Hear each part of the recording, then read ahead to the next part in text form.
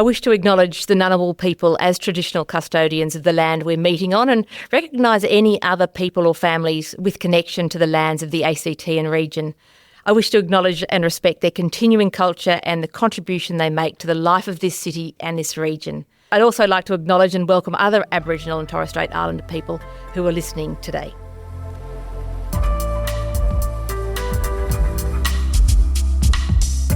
Welcome to Safety Spotlight, brought to you by WorkSafe ACT. I'm your host, Lish Fejer, and for our first podcast of the series, today we're going to be diving into the critical workplace safety issue that affects virtually every industry and worker, fatigue. Though often normalised or overlooked, workplace fatigue poses serious risks to both safety and long-term health. To help us understand this really important topic, I'm joined by two experts in the field. WorkSafe ACT Commissioner Jacqui Agius, who's been leading initiatives to address fatigue in the workplace across the ACT and broader WorkSafe issues, and Dr Peta Miller, independent consultant in work health and safety and human factors, which is very important in this particular issue. She's got over 40 years of experience researching and consulting. Welcome to you both. Thank you. Thanks. Can I just say, I'm just having a fangirl moment here for two reasons. One, sitting across the table from both of you, and the other, because I'm an absolute podcast fan. I listen to podcasts all the time, and so I can't believe that I'm sitting here actually doing a podcast. So it's fantastic to have this from WorkSafe ACT. This is a great initiative, and in fact, our first podcast for the year, and 5 others to come. It's fantastic because often with WorkSafe issues, it's considered a bit of an unsexy topic, but it's so important. Now, this one's really a big issue for us all, especially now with cost of living crisis and people perhaps taking on a bit more, pressures on businesses to get more out of workers. Could you start by helping us understand what exactly constitutes fatigue as opposed to just tiredness? Fatigue is a state of physical, mental and sometimes emotional impairment that's characterised by lower alertness, and it arises out of the demands of the job and inadequate restorative sleep. And I'm going to keep going on about that through today's session. So it's more than just feeling tired and drowsy. It presents significant and serious risks to every worker's health and safety. They're experiencing it, but also other workers and potentially members of the community who may be impacted by those workers. Yeah, and I just add to that, Peter, that it's absolute exhaustion. It's not, as you've rightly pointed out, Lish, it's not just feeling tired and drowsy. It's absolute exhaustion where you feel like you can't walk, you can't go on. And I'm sitting here feeling absolutely exhausted. No, I'm sitting here thinking like that, knowing that feeling really well, because I'm sure the three of us have felt it in our careers. And the really important thing here is that fatigue can be cumulative. So you're like, we've all had a night where the children have kept us awake, or we've worked a longer shift and done overtime, and with a good night's sleep, we feel better in the morning. But it can build up and up. Mm-hmm. So it's a fundamental issue, Lish, is that failure to allow opportunity for adequate rest and recovery after work, but also during work. I think that some people also misunderstand the long-term impact that fatigue can have, so the long-term effects of it. And we can see that in the workplace where, and I've been in meetings, I'm sure you have as well, where the person across the table's nodding off during the meeting, and the blame that people feel because that person is nodding off, rather than thinking, gosh, that person's really exhausted, they're thinking that they're being slack. Yeah, and the factors that add to that. Peter, you mentioned this inadequate restorative sleep, but first of all, I want to go back to what some of the key indicators are beyond nodding off in meetings, because they can be just like that, but a lot more.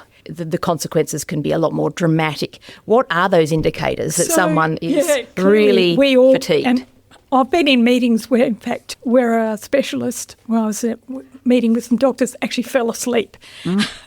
But it's long eye, rubbing eyes, we all know about that, but long eye blinks, and in the transport industry, that's actually one of the technologies that have been brought in to measure blink rates to actually give us an indication.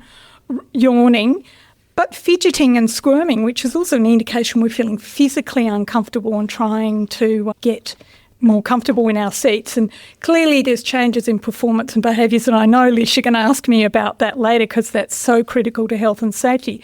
But there's a whole lot of symptoms that aren't going to be obvious to the manager or other co-workers, and they're things like headaches and dizziness and blurred vision and those sorts of things that may be less visible. There may be workplace factors that affect your fatigue levels, but also personal factors. Where is the line drawn on how much you bring those personal factors to work? Personal factors play a massive role in workplace fatigue, particularly and interestingly for women. We know that the fatality rates for women, 68% when it comes to fatigue and malaise. And I think that's related to the responsibilities that women have in the home, and then they bring that into the workplace. But there absolutely has to be a shared responsibility between the workplace and the worker when it comes to fatigue. And some of the things that workplaces can do, and we see often, are the flexible work arrangements. It really comes down to the work design. But in terms, the true essence of fatigue, why is it such a work health safety concern? We know that in workplaces, if workers are fatigued, that the rates of injury, illness, disease and fatalities are heightened, particularly when it comes to those accidental incidents in a workplace. People can fall over, they don't concentrate, their decision making is impaired, they are unable to engage with their colleagues, and so that can lead to issues around relationships in the workplace. People get short-tempered when they're fatigued and respond in a way they normally wouldn't respond. So we're seeing in the workplace that play out. Fatigue plays out in a really negative way and contributes to workplace safety incidents. Let's talk about real humans in real situations. What have you seen in your work over all your years working in this industry? So I want to put, Lish, the human face to this, because I know later in this podcast we're going to come up with facts and figures. But look, we often think about fatigue in terms of vehicle accidents or operating heavy equipment plant, but there was a recent really disturbing example in the finance sector where two accountants were so seriously harmed by their long working hours and exposure to fatigue and psychological health and risks through the poor design and management, and I know, Jacqui, you're going to talk about management often in this session, that they both were needed to leave work and never went back to that employer. The first was a senior accountant, and she was leading a chronically short-staffed section. First danger sign. She had the normal pressures of high finance work, end-of-month reconciliation, and unmoving deadlines that she had no power. So there's another psychosocial risk that we know all about. And there were really serious repercussions for the company and herself if they got the numbers wrong. People weren't being paid. Yeah. The managers internationally were ringing up and abusing her, literally. She routinely worked extended hours up to, you're not going to believe this, but this was factually supported 80 hours a week. She was unable to take her leave. She was unable to take sick leave. What complicated the matter was that she also was required to report to a senior executive who was working in a different time zone. So she was often online and responding to a very demanding executive at 3 a.m. Australian time after having worked all day. This went on and on. So she reported the issue. So there's another red flag in terms of a compliance issue. And the employer made token efforts saying, we care about your health and safety, take a break, but did nothing practical about assisting her to actually reduce the workloads, bring extra staff in, etc., etc. They didn't look at the root causes of what was actually leading to the long working hours and just told her to look after herself. So it was completely tokenistic.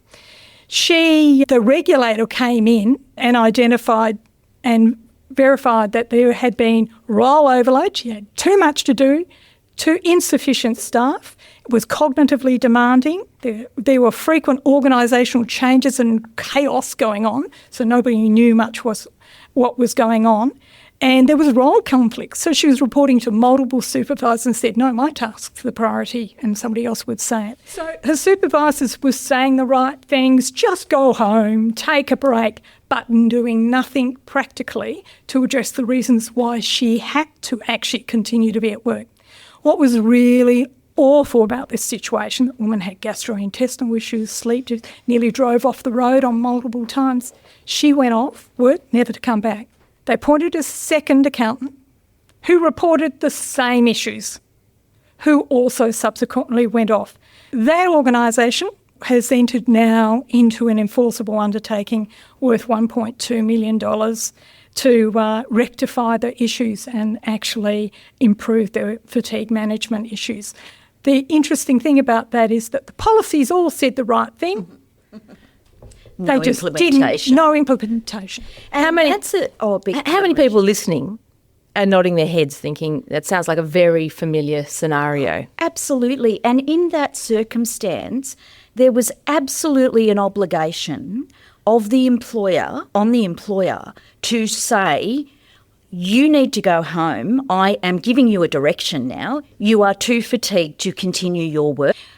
We'll continue to pay you because you've been working this many hours over, but you absolutely need some downtime. So, Jacqui, I know that most people, or many people, will have heard about the impacts of fatigue being rather like being intoxicated. Yes. And being awake for 17 to 19 hours. So think of all our shift workers who are extended shifts, maybe doing some overtime. Then they've got their childcare and commuting responsibilities. So it's Dawson and Reed, who are some great Australian researchers, have estimated it's like being intoxicated at 0.05.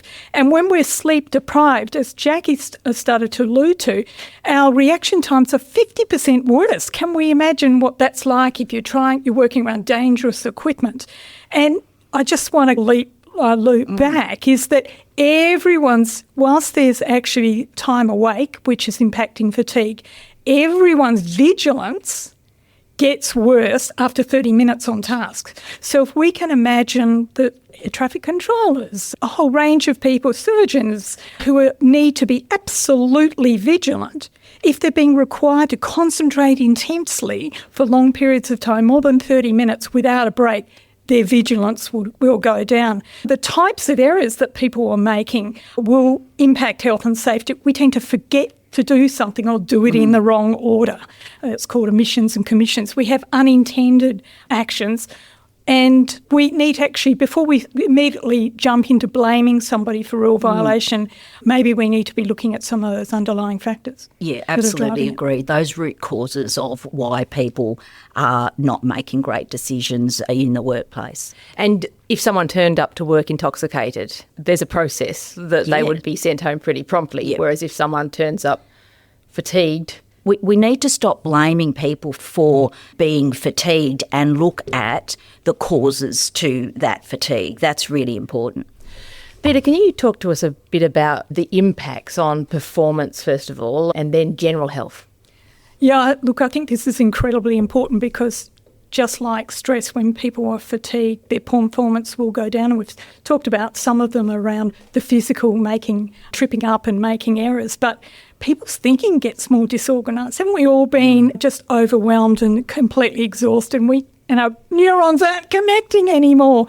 But there's also a whole range of other things that really affect an organisation's ability to be innovative. We get more disorganised. We can't remember things as well.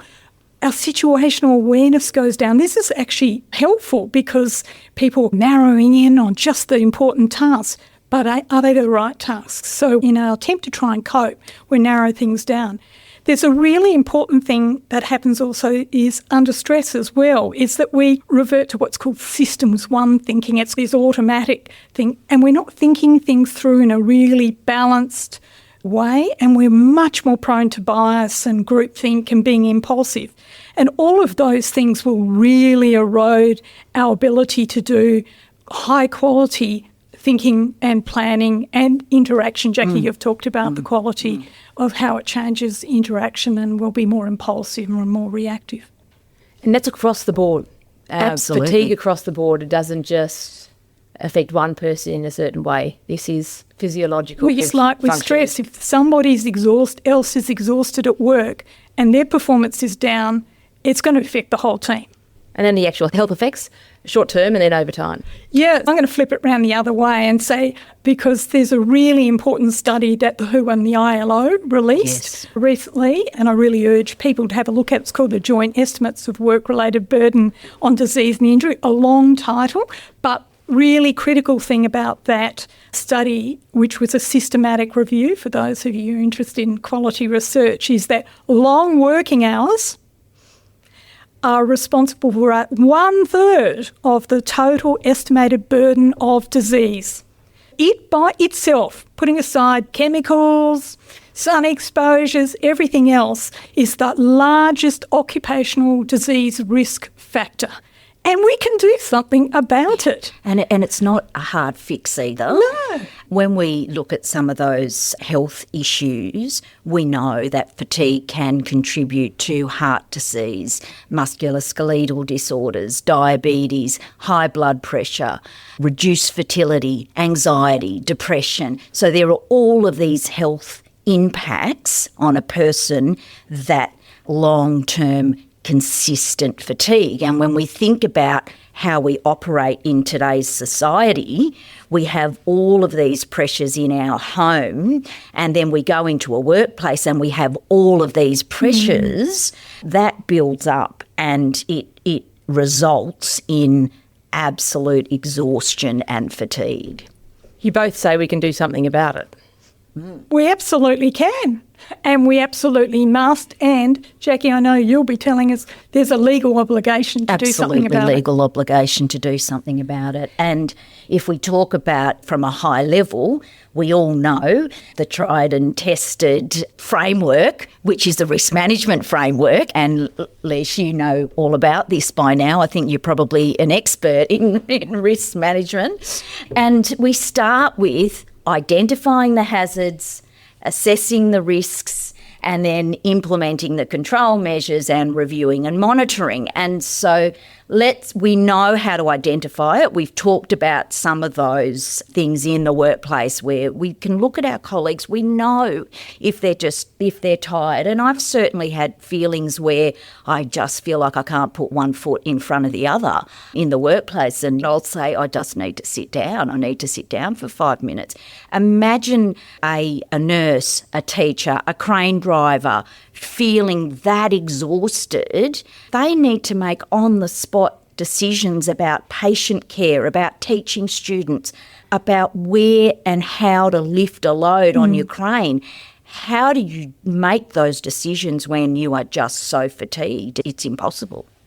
That's the required management of something to do something about it. But in reality, we've all got coffees in front of us. Oh, yeah. We're all trying to make a living. Businesses are trying to get more done with less. They ask more of employees. We want more work to put money into that mortgage. How do you balance that up? You ensure that you have a safe system of work in place. That is absolutely part of managing fatigue, and it is that work design. And just an example in my own workplace, because I am a PCBU. PCBU is a person conducting a business or undertaking. And so I need to manage the fatigue of my own workforce. At the moment, we're introducing an upgrade to our case management system. And as an SLT, our senior leadership team, we determined that we would not be doing proactive work until people got across the system. And so you need to take work away in situations where you can and prioritise other work. It's not a matter of prioritising everything and just dumping more and more work on a person. You need to, as a workplace, manage how people do their work, what hours they're working. They need to be working reasonable hours. Peter's already spoken about the impact that working long hours has on someone. I would expect in my workplace that managers managing the fatigue of the people that are under them and saying things like, and I know this does happen in our workplace, you've been doing a lot of on-call work, you've been out and about in inspections, you need to stay in the office, let's have an admin day today. And there's plenty of admin work to do, but we don't want you out and about. We want you to have a rest, we want you to have a break in the office.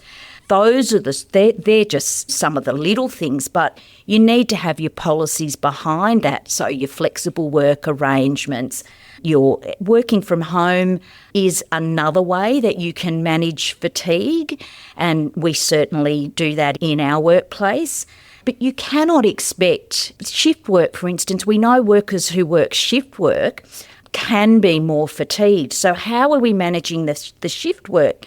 Are we requiring people to work every night on night shift for 6 days? Now, we know and research shows that nobody should be working more than 4 nights in a row during the night, because when people are awake during the times when we are normally asleep, that can also impact on fatigue. So how are you organising your shift work? How are you ensuring that people have adequate breaks when they're on shift work? Are you requiring, and we know this can happen in some workplaces, are you telling people they need to work double shifts, like a night shift and a day shift?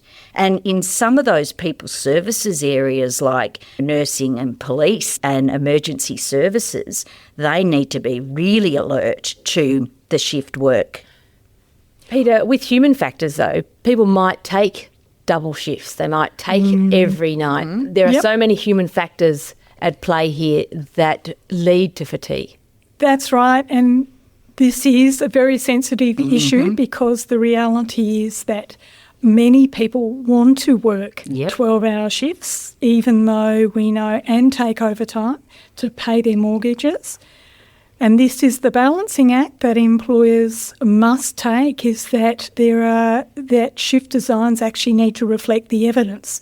And that will become an industrial issue sometimes, let's be honest about that.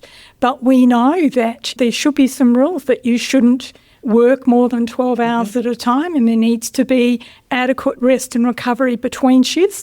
And I actually just want to commend your organisation, Jacqui, because I noticed on your website you've got some terrific guidance about the design of shifts, around forward and rotating shifts, about break times between shifts, and I really commend people to look on it. In fact, I think you should do a whole nother podcast in the future on shift design, topical issue, sometimes an industrial issue, but look, that is the reality, is that we need to actually reflect the evidence of the health impacts, because we know that working more than 55 hours a week is called too much. That's what the evidence terms. But I'd just like to flip a little bit around in terms of Jacqui. We've talked, and Lish, we've talked a lot about the adequate design of shifts and the extended working hours. But we also need to think about what else an employer can do, which is actually reducing the demands on the day during the shift. So physically demanding work. You can just be doing a 8-hour shift, but it's absolutely exhausting because of the physical demands of the work, perhaps because you're working outside and it's hot and humid and noisy and there isn't insufficient lifting equipment. Perhaps it's excessively mentally demanding because you haven't had the right OT systems, that you're an air traffic controller, you need to focus on things. As well as designing the shifts better and the duration of work, we need to turn our focus internally into the design of work itself within the job, and also how it's managed. And give people adequate breaks while they're doing that work. That's also really important. So if you have a high emotional demanding job, then ensure that built into that system are adequate breaks so that people can have a breather and have a think and just collect themselves. And we know that breaks, sorry, Lish, but I'm getting worked up here. Let's be brutally honest here, that some employers mistrust their workers to say, oh, they're just bunging it on. But the reality is you need to breed a culture, create a culture of respect. Workers need to be able to put up their hand and have a non-punitive culture that says, actually, I'm exhausted. The baby was awake all last night. I don't feel safe. And many high-quality employers will actually have fatigue self-assessment metrics so that workers come in and there's a culture where they can actually fill out the forms and say, put their hands up, look, I really don't feel safe to do that today. And the good employer will say, let's make some reasonable adjustments. That's right. And actually modify the work at the time. But unless you have an underlying culture that actually allows people to be honest about when they're fatigued, you're setting yourself up for failure. So many things to unpick in all of that. I just want to address, you said hard physical work, demanding mental work, as well as very repetitive, boring work. That's so true. Is that the human factors component is that boring, monotonous work where you also required vigilance, so paying attention because things might go wrong. So let's think of sort of a production line where you're looking for quality. It can be pretty boring. Might also be physically demanding because you're standing up watching it, but you need to be keeping that quality up. That's actually physically exhausting as well. Do we need to bring back the cigarette break or something similar? I know the health risks of the cigarette break, but it's something in it. It's back to that point I made earlier on, is that vigilance declines after 30 minutes on task. So we need to be thinking about, is this a safety critical task where vigilance or a quality issue where actually having that medication go through that production line without being checked creates a really serious risk to the community or other workers, to allow people to rotate. So it isn't just about, no, they can't go out and have a cigarette. Yeah, I was just going to say, can we start by saying, no, we're not bringing back the cigarette break? And let's rebrand a ciggy break. It's funny you should ask that because in construction, they still call it a smoko. I'm having my smoko. And I don't particularly like the term because I don't want to encourage anyone smoking, but essentially that term in construction has become, it's time for a break. It's time for us to sit down, get some water, have a chat, let's assess the safety on the site, whatever it might be. But absolutely need to look at breaks. It's a really important thing. And I'm just going to do a women's issue here, is that we know so many women don't actually take toilet breaks and urinate enough and then have kidney problems. So if they're not allowed to actually, that goes to job autonomy and control, which we know is a powerful psychosocial risk factor if you have it, is that women who can't actually go and have a rest break and have a drink and go to the toilet actually have far higher risk of urinary tract infections and other issues. I think employers get scared and they put too much. It came up earlier in the podcast, but people want to work. We need, as employers, to make the decision that health and safety takes priority. And sometimes, as an employer, you need to make that decision on behalf of your staff member. And in fact, I would say it's your obligation to make that decision on behalf of your staff member. What gets businesses to change their practice, their behaviour, put in all these work design elements to protect their staff?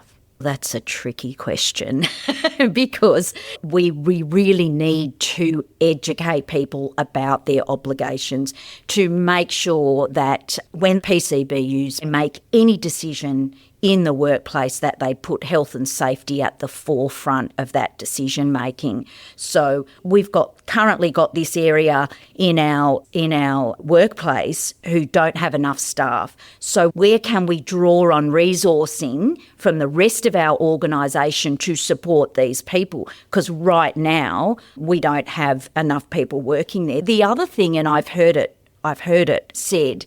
I had a question around work overload, and it was in relation to legal services. And we know that lawyers in particular can work and are expected to work really long hours because they have billable hours, right?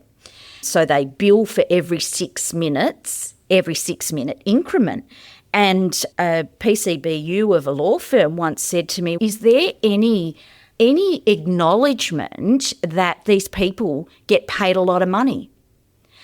So you're not paying them to work long hours, you're actually paying them for their expertise.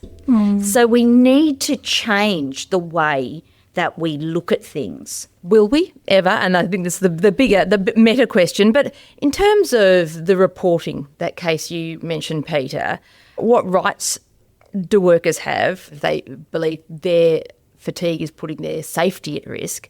How should they raise the concerns? Because we all want our jobs. We need our jobs. We need our health. Look, the reality is many workers don't raise it because they feel that they will be punished for it. But I'll flip it round the other way.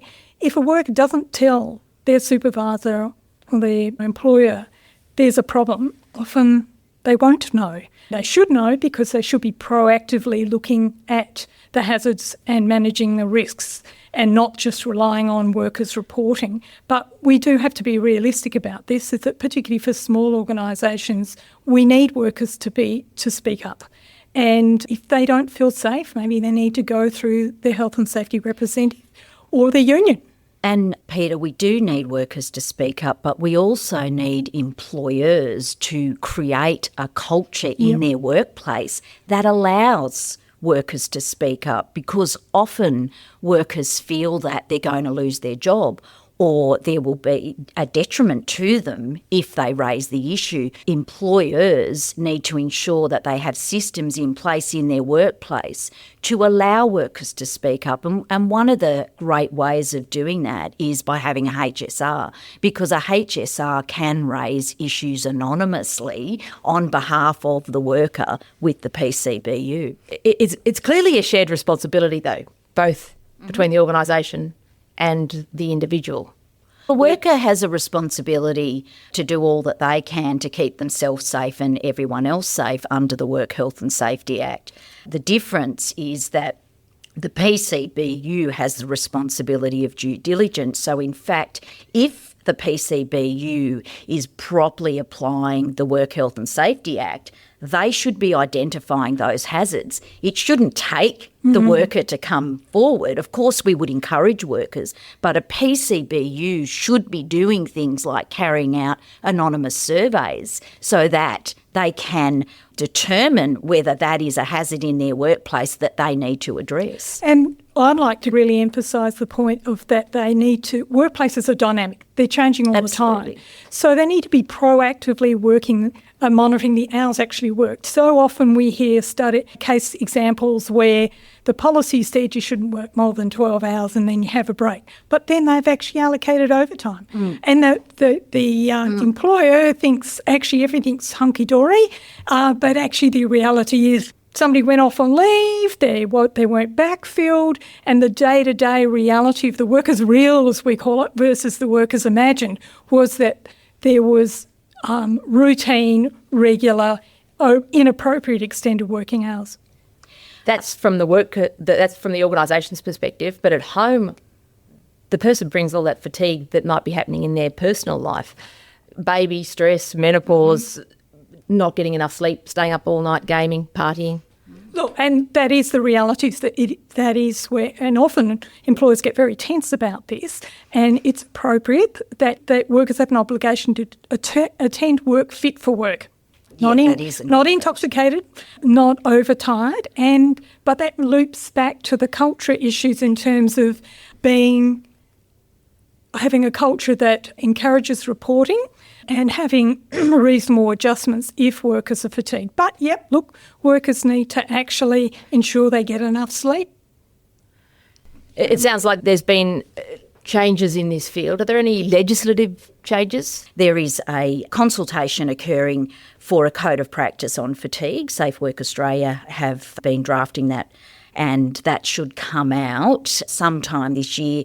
Once Safe Work Australia put out that code of practice, then individual jurisdictions will need to ratify it in their own jurisdiction, and then it'll be hopefully across the board, and it will be a requirement. It'll clearly set out what are the requirements for the PCBU in relation to fatigue in the workplace. And I've had the privilege of having a look at the draft code, and it's pretty good. Jacqui, it's pretty good. It's got some very practical suggestions for employers in there, including the need to really look for the root causes, actually not just looking at the things like work duration, but also those physically demanding, the design and management of work that create physical, mental and emotional demands that all can be changed through better design and management approaches. Fatigue causes so many issues in the workplace. How big is this problem? Safe Work Australia, many researchers do estimates, but I'm going to go to the Safe Work Australia's one because that's a very reputable body. They estimate that 12% of workers do more than 50 hours a week. And remember I said that over 55, the WHO and ILO indicated it's an indicator for very serious risks, and disturbingly many do up to 80 hours of work. We know that 40% of shift workers report regularly operating at 3 times the risk of injury, or traumatic injury. 32% of workers report missing work due to fatigue, and about 38% of workers report that fatigue was the main reason for their perceived decreased efficiency at work. Yeah, and in the ACT, between the 1st of January 2023 and the 31st of January 2025, WorkSafe inspectors issued 26 improvement notices against Section 19 of the Work Health and Safety Act. And these notices were identified through the other mental stress factors, including fatigue. And this may surprise you that the industries with the highest injury rates among shift workers are public administration and safety, manufacturing, accommodation and food services. And partly because people will, in the construction industry is really aware of fatigue and they've been addressing it for some time. But we're now starting to see fatigue creep into the non-traditional workplaces, partly because of the stresses on society, but partly because we expect so much from our workers. Wrapping up, we don't want people to go away exhausted from the conversation. Can each of you share one key message, or perhaps 5, that you'd like listeners to go away with? Ones that I think design tolerable work durations and shifts. In relation to overtime, do not allow shifts that go more than 12 hours. Design safer rosters. Go to your website, Jacqui. There's some great suggestions there.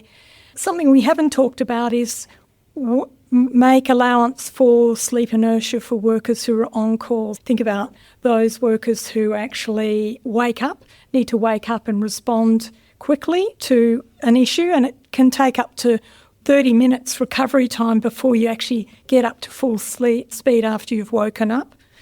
And don't create cultures and systems that encourage skipping breaks at work.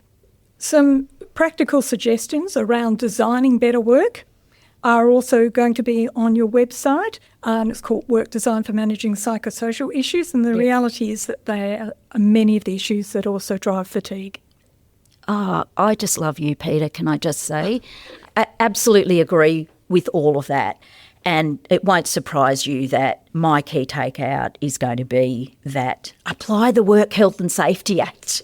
It fixes everything. If people just did it and applied it as we need to apply it, the risk management framework, then we solve everything in a workplace. And the important thing for managers to realise is not only will you be meeting your work health and safety obligation, you're actually likely to make your business more productive. Absolutely. And staff stick around. And that's right, staff stick around. Thanks for listening today to our first WorkSafe ACT podcast. Subscribe where you get your regular podcasts, and for more information around this topic and everything to do with work health and safety, visit the WorkSafe ACT website, which is worksafe.act.gov.au. Until the next podcast, thanks for joining us. Stay safe.